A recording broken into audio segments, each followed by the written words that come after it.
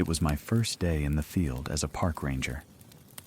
My first duty station was in one of the most remote regions in the state. The sky over Montana hung heavy with storm clouds casting darkness over the endless trees.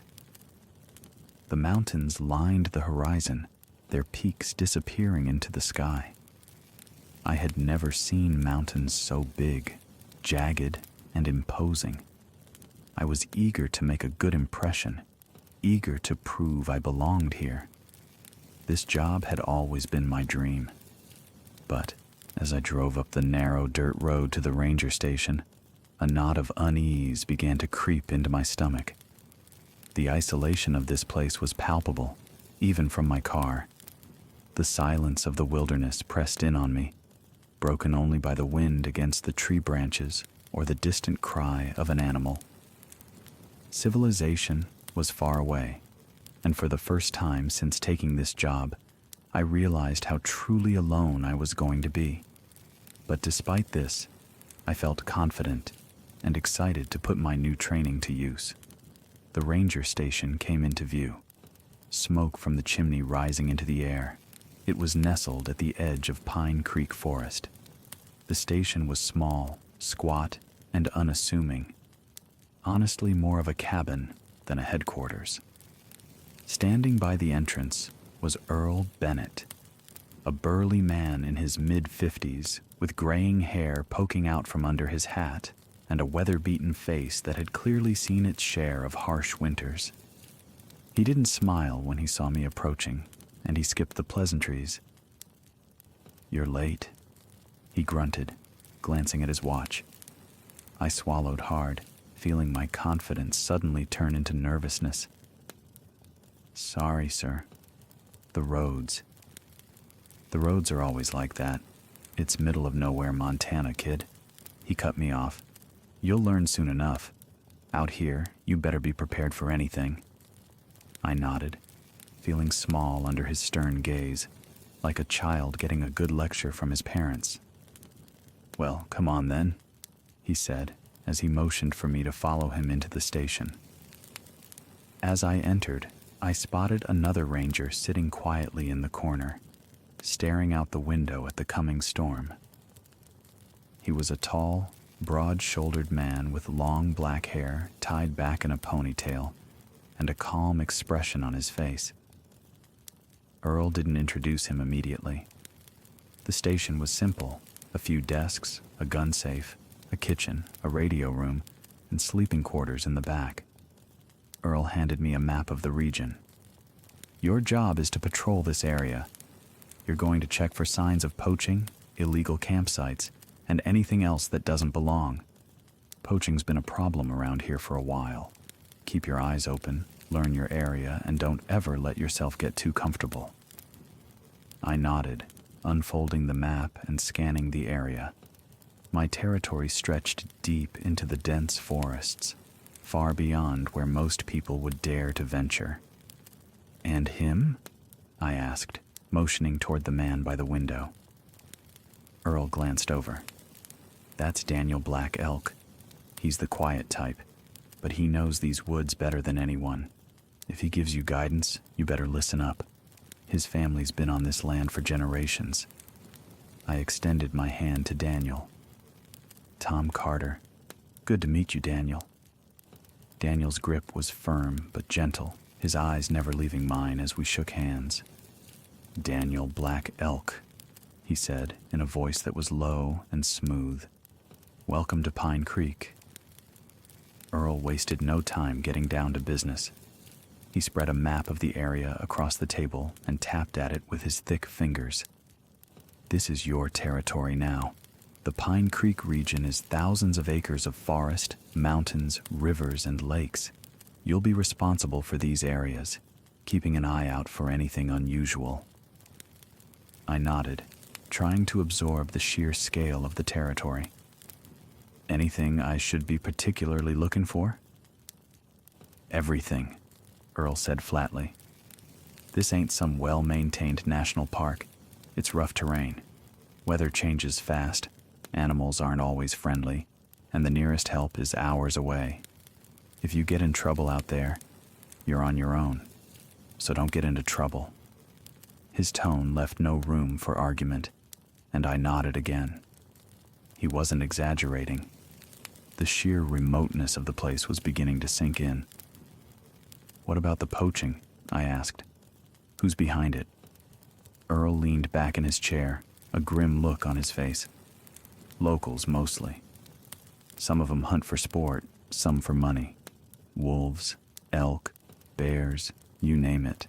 They know the forest better than most, and they don't take kindly to us rangers poking around their business." I frowned. "Sounds like it could get dangerous." "It can," Earl said, then looked out the window, the muscles in his jaw tightening. "But there's worse out there than poachers." His words hung in the air like a fog, and for a moment, a heavy silence settled over the room. Daniel glanced at Earl, but said nothing. There was an unspoken tension between the two of them, something I wasn't privy to yet. "Like what?" I asked, breaking the silence. Earl's eyes flicked back to me, hard and cold. "Just keep your wits about you, and don't go out there trying to be a hero and get yourself or anyone else hurt." The first week of patrols was uneventful, but the forest had a way of unsettling me even when nothing happened. The trees loomed tall and silent, their trunks dark and twisted, like ancient giants frozen in time. Every rustle of leaves or snap of a twig set my nerves on edge, and I constantly found myself looking over my shoulder, expecting to see something lurking in the shadows. I reminded myself that I would get used to it, with time. Daniel accompanied me on a few of my first patrols, guiding me through the more difficult terrain. He rarely spoke unless it was necessary, but when he did, it was always to point out something I would have otherwise missed, like animals' tracks or a hole to avoid stepping in. His knowledge of the land was impressive, and though he was quiet, I appreciated his presence. There was something calming about him, like he was in tune with the land in a way I couldn't yet comprehend. I felt safe with him. One afternoon, while we were hiking through a particularly dense section of the forest, I asked more about him and what his story was. "My family's been here for centuries," Daniel said, his voice low. "Long before the park was established, before the settlers came. My people have always been the stewards of this land. We know its secrets." "Secrets?" I asked, curious. Daniel paused, looking out at the trees with a distant expression. "The land remembers. It has its own memory and its own spirits. There are more things out here than just man and animals." I felt a chill run down my spine at his words, but I wasn't sure if he was being serious or if it was just part of his culture.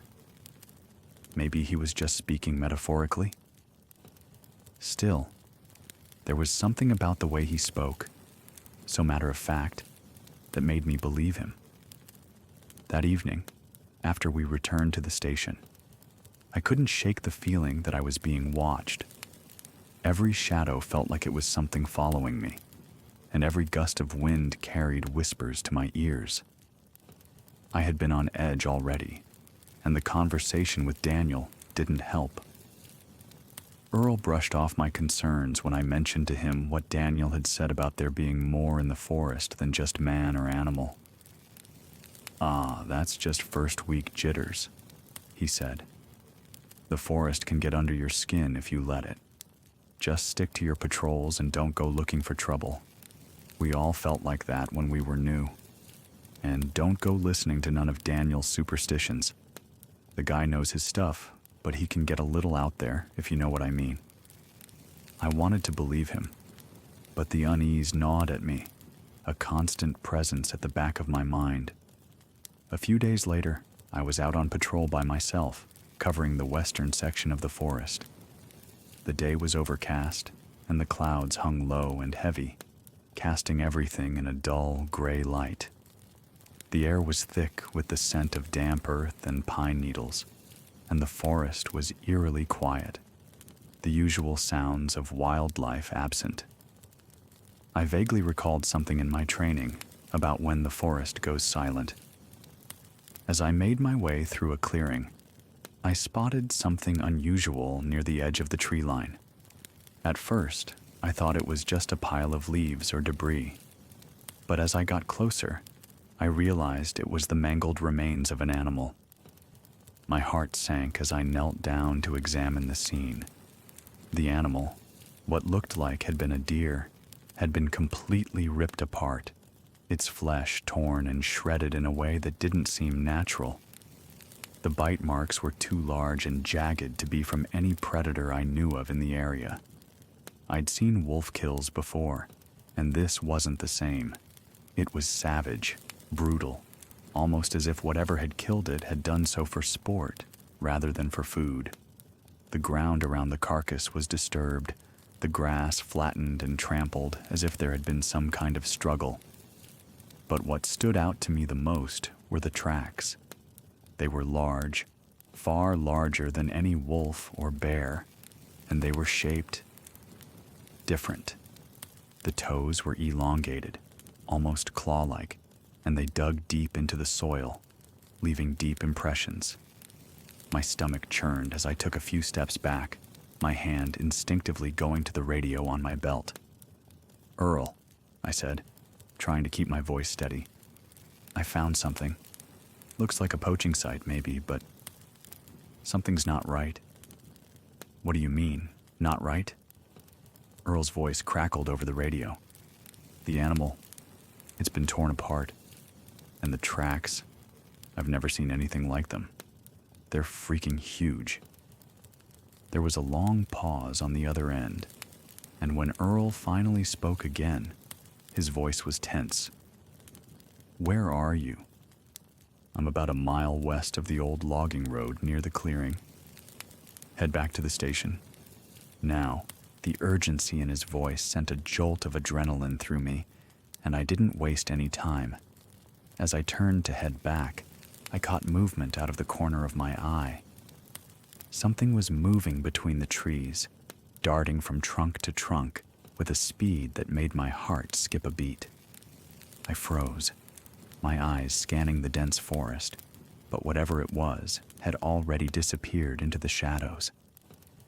I stood there for what felt like an eternity, my pulse pounding in my ears, but there was no further movement.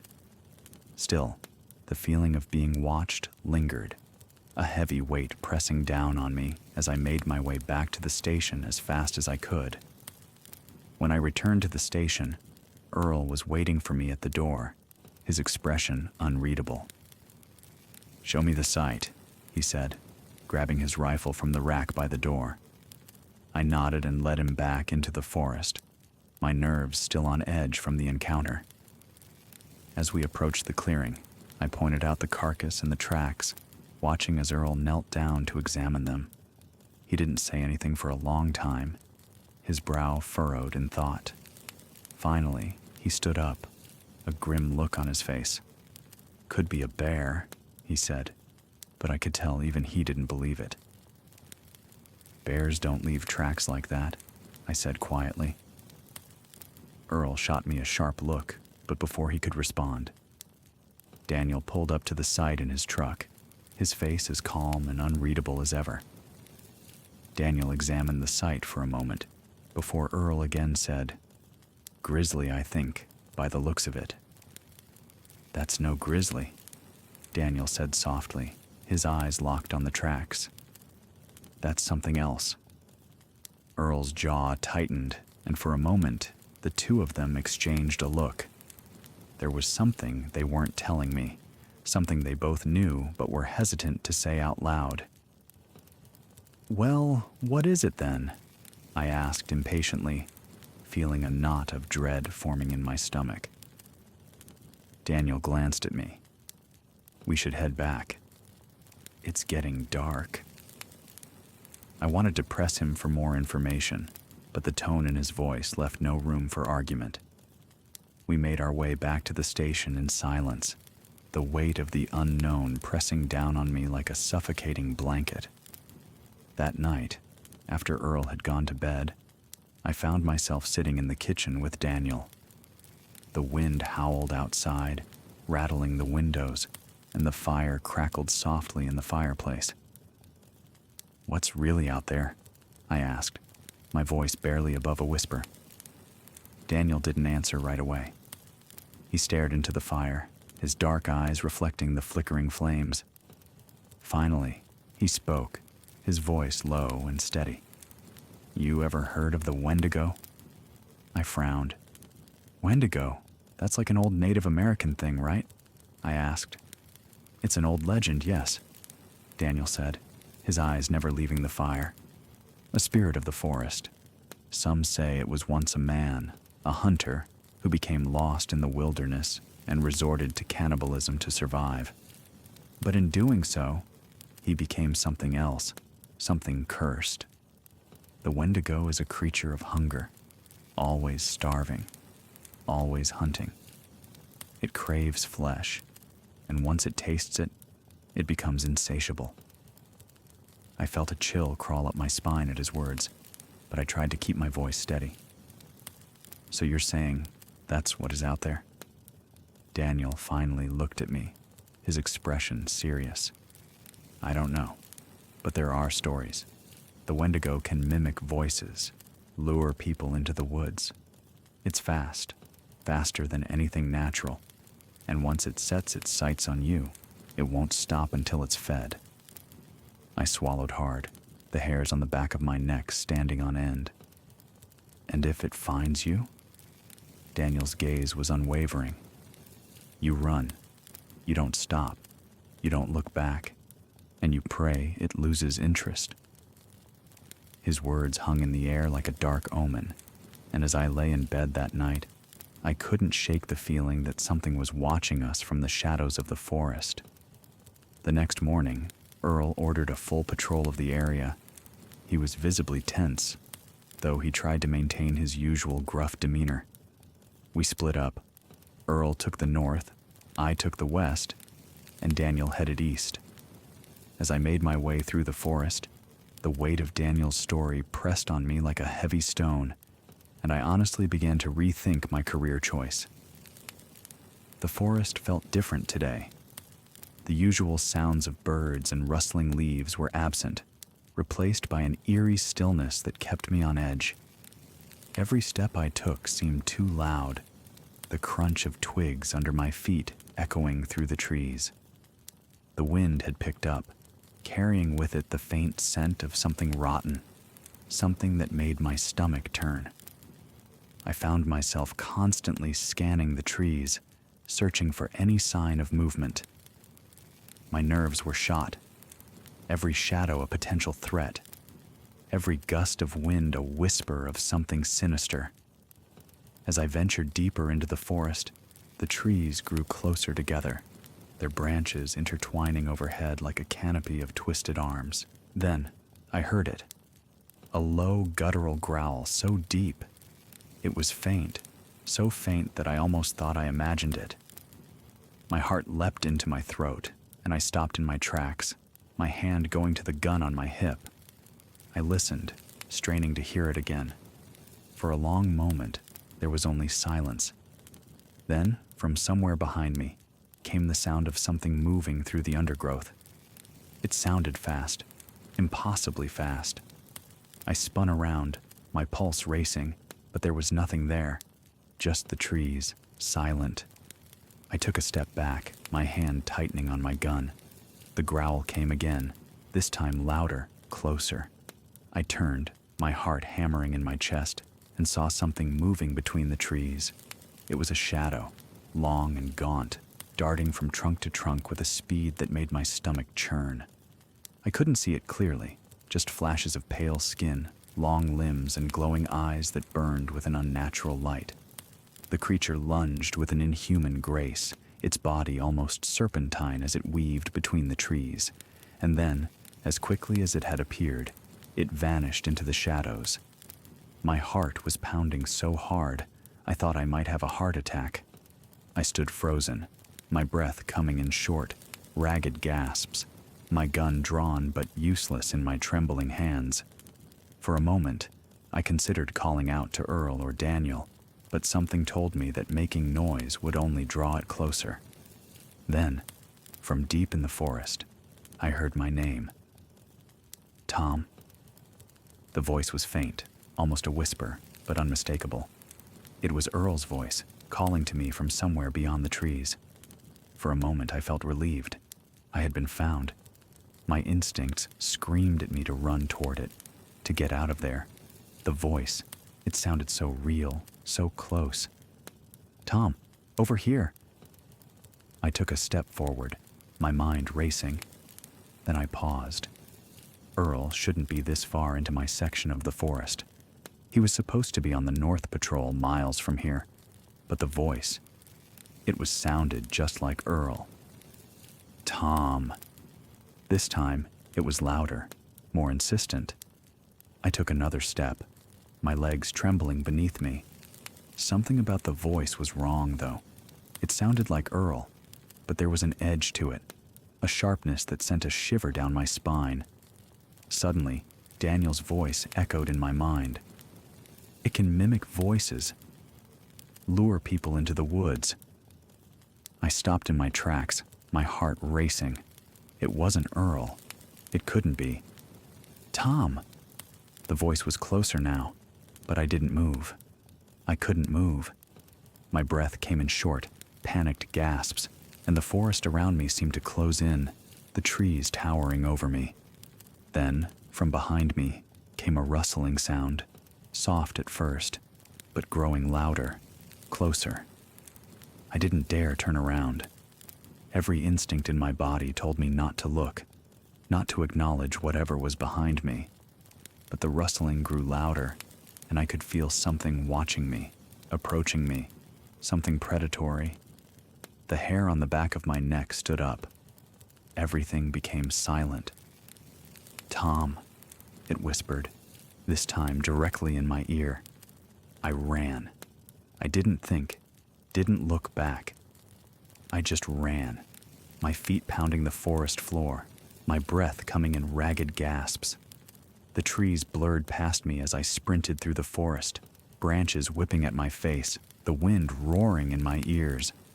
I could hear it behind me, its footsteps, impossibly fast, closing the distance with terrifying speed. My lungs burned, my legs screamed in protest, but I didn't stop. I couldn't stop. Somehow, I made it to the edge of the forest and stumbled into the clearing. I collapsed to the ground, gasping for air, my body trembling with exhaustion and fear. When I finally looked back, the thing was gone, but the feeling of being watched still remained. I felt as if we're prey, and it had just been playing with its food. When I returned to the station, Earl and Daniel were waiting for me. Earl's face was pale, his usual gruff demeanor replaced by a quiet tension that unnerved me. He looked worried. What happened? Earl asked, his voice tight. I told them everything, the growl, the creature, the voice. As I spoke, Daniel's expression grew darker, his eyes narrowing in thought. Earl, however, remained silent, his jaw clenched. When I finished, the room was filled with an oppressive silence. Finally, Daniel spoke. You encountered it, the Wendigo, he said, his voice low. Earl shot him a sharp look. Don't start with that bullshit. It's not bullshit, Daniel said, his tone firm. You saw the tracks. You heard the voice yourself once too, Earl. You know what's out there. You've always known. I looked between them, confusion and fear swirling in my mind. What's going on? What do you mean?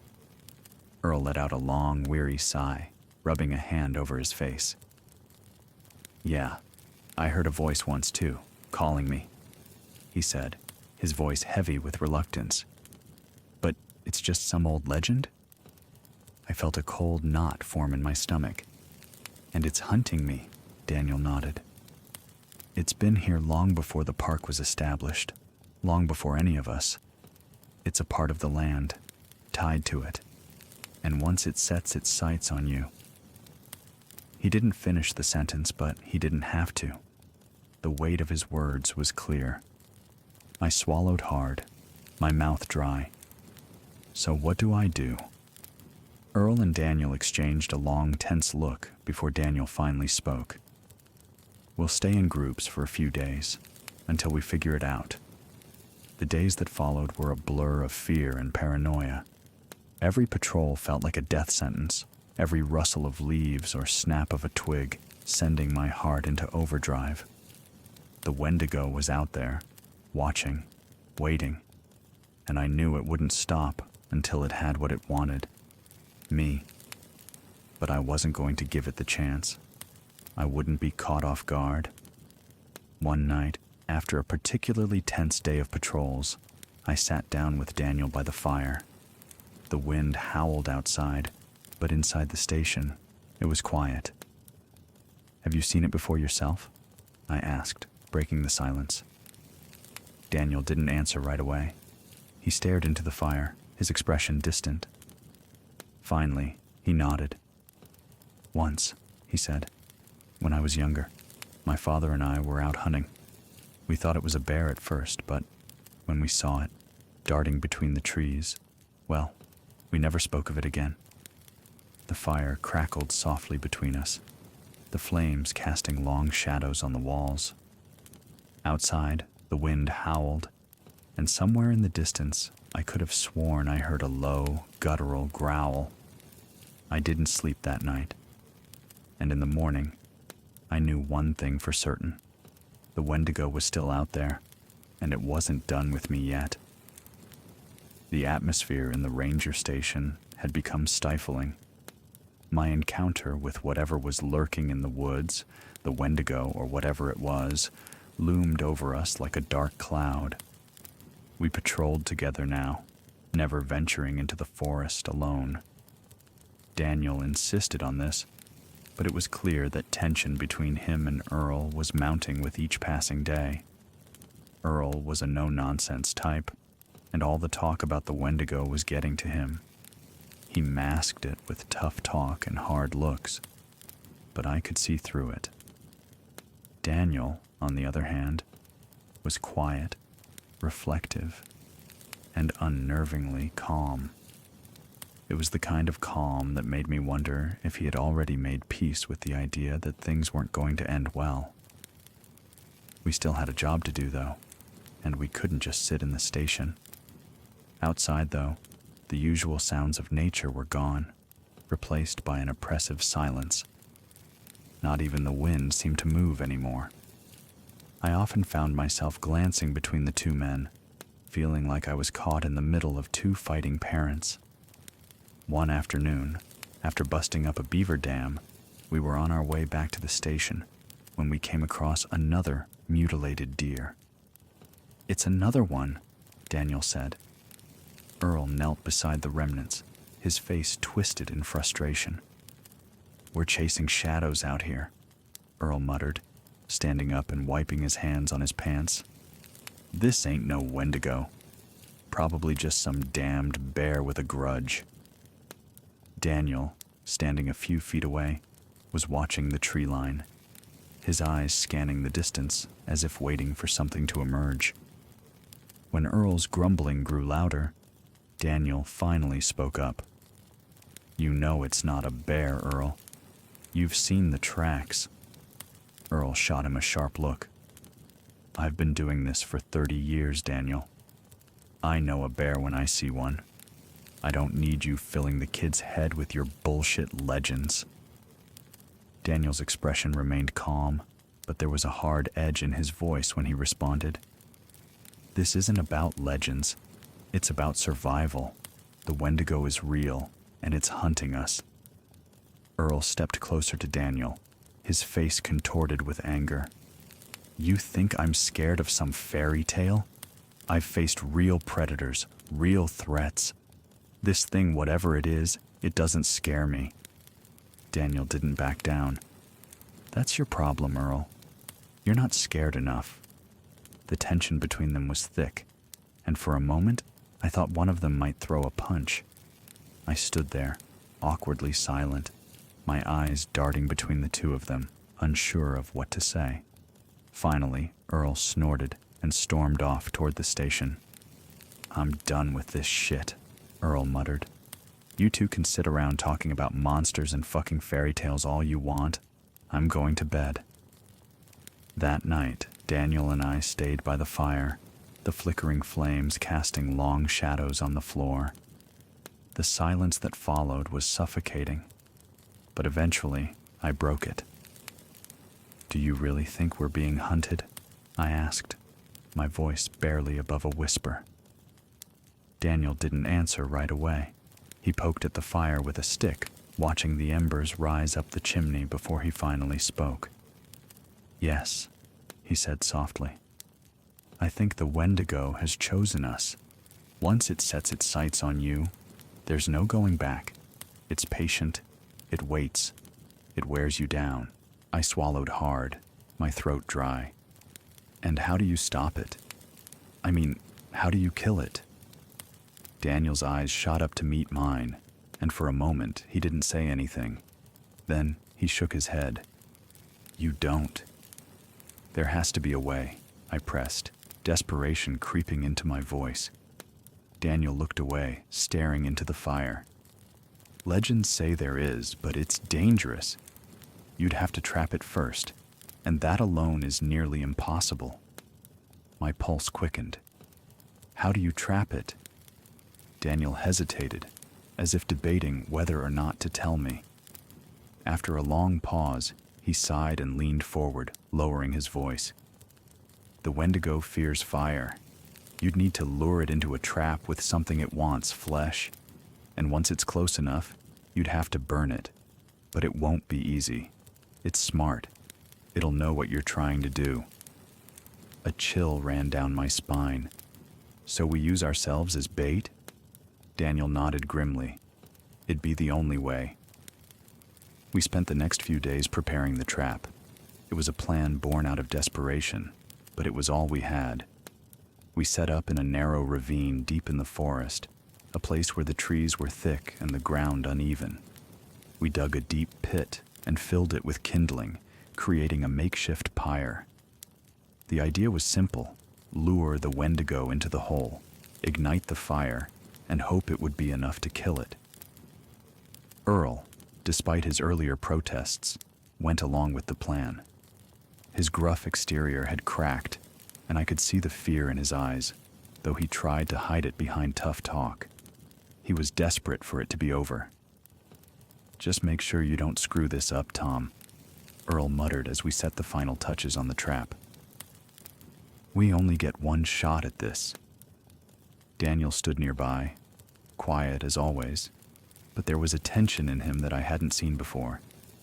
I knew he was nervous, even if he didn't show it. The sun began to set, casting darkness across the forest. The air grew colder, and the wind picked up, carrying with it the familiar scent of decay that made my stomach churn. We took our positions.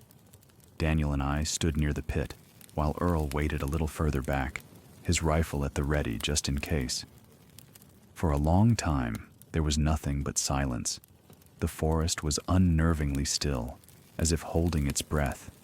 Then, from somewhere deep in the woods, came the sound of footsteps, slow, deliberate, and not human. My heart raced, and I gripped my gun, my eyes scanning the darkness. Daniel and I stood by the hole, waiting for our opportunity to light the fire. The footsteps grew louder, closer, and then I saw it. The Wendigo. It moved between the trees with an unnatural grace, its long, gaunt limbs twisted and pale. Its eyes glowed with an eerie light, and its mouth hung open, revealing sharp, jagged teeth. The sight of it made my blood run cold. It was huge, much taller than I had imagined, with a skeletal frame that seemed barely held together by its rotting flesh. Its stench filled the air, a sickly sweet smell of decay and death. It moved toward us, and we waited in anticipation as it drew closer and closer to the hole. Just a little bit further, I thought to myself, and for a moment, I thought our plan might actually work. But just as the Wendigo was almost on top of the hole, Earl raised his rifle. "Earl, no!" Daniel shouted.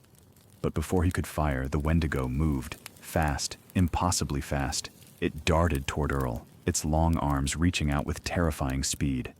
Earl screamed, a guttural, panicked sound, but it was too late. The Wendigo slammed into him, knocking him to the ground. Its claws tore into his flesh, ripping him apart with horrifying precision. Blood sprayed across the forest floor, and Earl's screams were cut short as the creature's jaws closed around his throat, tearing it out in one swift motion. I froze, my body locked in place as I watched in horror. Earl's body convulsed for a moment before going still, his blood pooling beneath him. The Wendigo stood over him, its mouth smeared with blood, its glowing eyes locked onto me. "Run!" Daniel shouted, grabbing my arm and yanking me away from the scene. We bolted, sprinting through the trees as fast as we could. The Wendigo let out a bone-chilling screech, and I could hear it crashing through the growth behind us, its footsteps fast and relentless. We ran, the forest a blur around us. My lungs burned, my legs screamed in protest, but I didn't dare stop. The sound of the Wendigo's pursuit was right behind us, its screeches echoing through the trees. Then Daniel stumbled.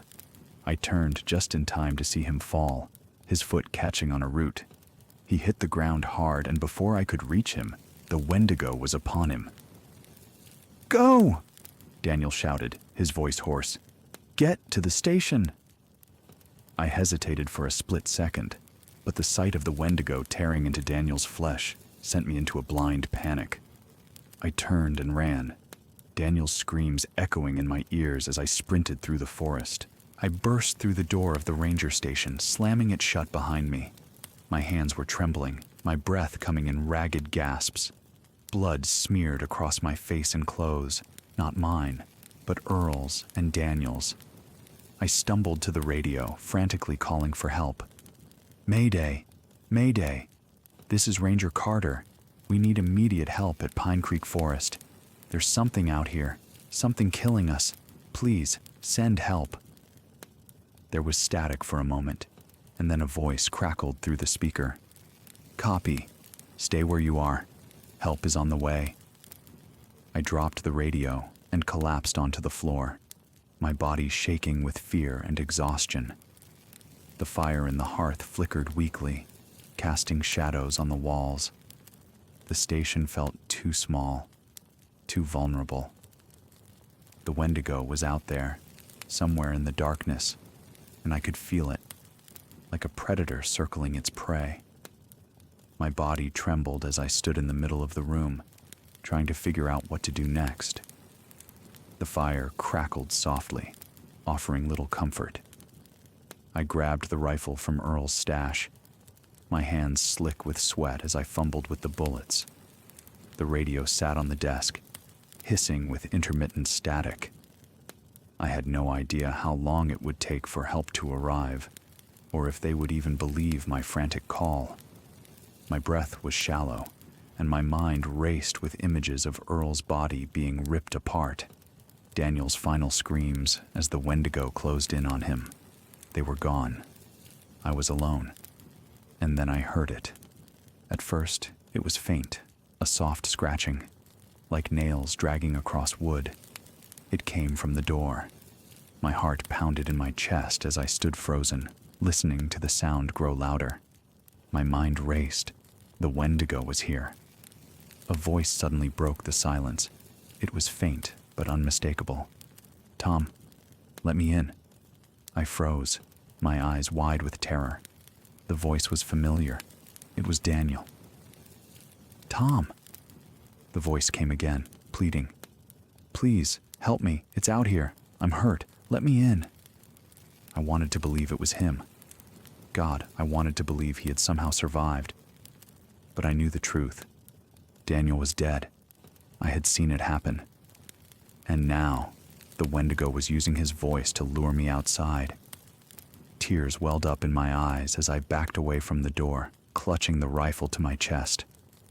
"You're not Daniel," I whispered, my voice shaking.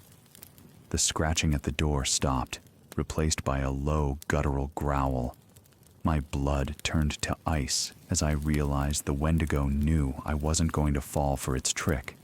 Suddenly, there was a loud bang against the door, the force of it rattling the entire station. I stumbled backward, nearly tripping over a chair as the door creaked under the pressure. The creature was trying to get in. Bang. Another hit, harder this time. The door splintered slightly, the wood cracking beneath the force of the blow. "Tom," the voice came again, this time sounding like Earl. "Open the door. I need your help." I squeezed my eyes shut, trying to block out the sound. My hands shook so badly I nearly dropped the rifle. "No," I whispered. "You're not real." Bang. The door buckled, and I could see a long, bony claw poke through the wood, scraping along the inside of the door frame. I aimed the rifle, my hands trembling so much I could barely keep it steady. "Get away," I shouted, my voice barely more than a whimper. The creature let out a low, rumbling growl, and then there was silence. The scratching stopped, and for a moment, I thought it might have given up. But then, from outside the window, I heard it again. The voices. "Tom," in Daniel's voice. "Come outside. It's safe now."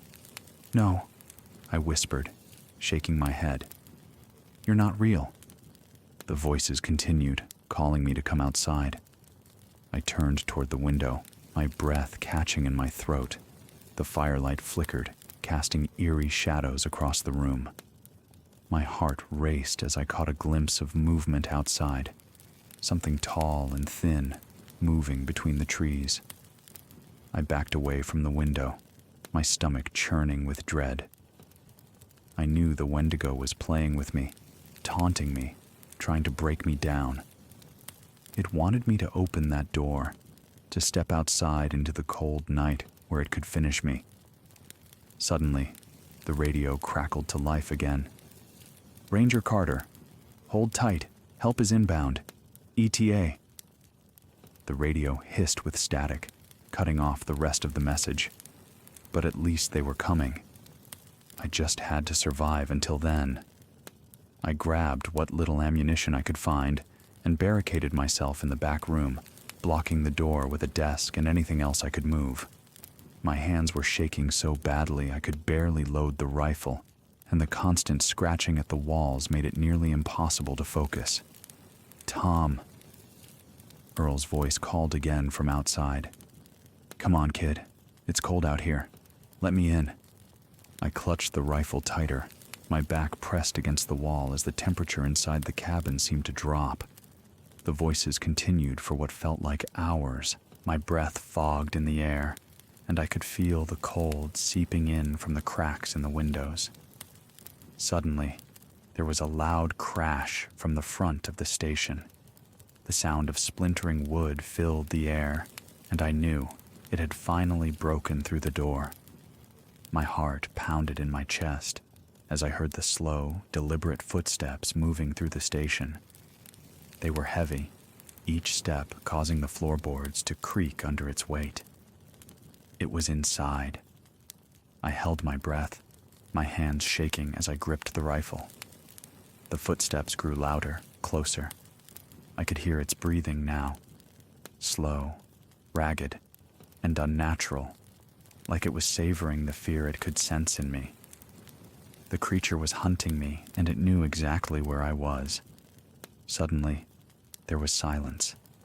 The footsteps stopped right outside the door to the back room. For a moment, I thought maybe it hadn't seen me. Maybe it would leave. But then, slowly, the door began to creak, the makeshift barricade groaning under the pressure. I raised the rifle, aiming it at the door as it swung open, revealing the dark, hulking figure of the Wendigo. Its eyes glowed in the darkness, piercing through the dim light like two burning embers. Its mouth hung open, revealing its sharp, blood-stained teeth, For a moment, time seemed to stand still. And then, the creature lunged. I fired the rifle, the deafening crack echoing through the small room. The bullet hit the Wendigo in the shoulder, but it barely flinched. It let out a bone-chilling screech, its long, twisted arms reaching for me. I fired again, this time hitting it in the chest. The Wendigo staggered back, but it was still coming. I scrambled backward, trying to reload the rifle, but my hands were shaking so badly that I dropped the bullets.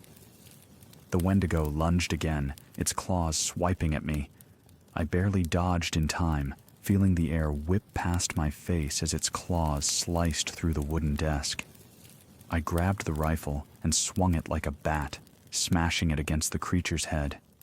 It let out another screech, staggering back toward the door. I used the brief moment of reprieve to grab more bullets and reload the rifle, my heart racing as the creature began to recover. Just as I raised the rifle to fire again, I heard the faint sound of a helicopter in the distance. The Wendigo seemed to sense the approaching rescue as well. It turned its head toward the window, its glowing eyes narrowing. The sound of the helicopter grew louder, and for the first time since the nightmare had begun, I felt a flicker of hope. The creature let out one final ear-piercing screech before it turned and bolted out of the room, disappearing into the darkness of the forest. I collapsed to the floor, my entire body shaking with adrenaline and exhaustion. The cold air from the shattered door flooded into the cabin, but I didn't care. Within minutes, the helicopter touched down outside the station, and several park rangers and other state law enforcement officers rushed inside. They found me huddled in the back room, clutching the rifle to my chest, my eyes wide with shock. "Are you okay?" one of them asked, kneeling beside me. I nodded, though I wasn't sure I believed it myself. I was alive, but barely. The others, Earl, Daniel, they were gone.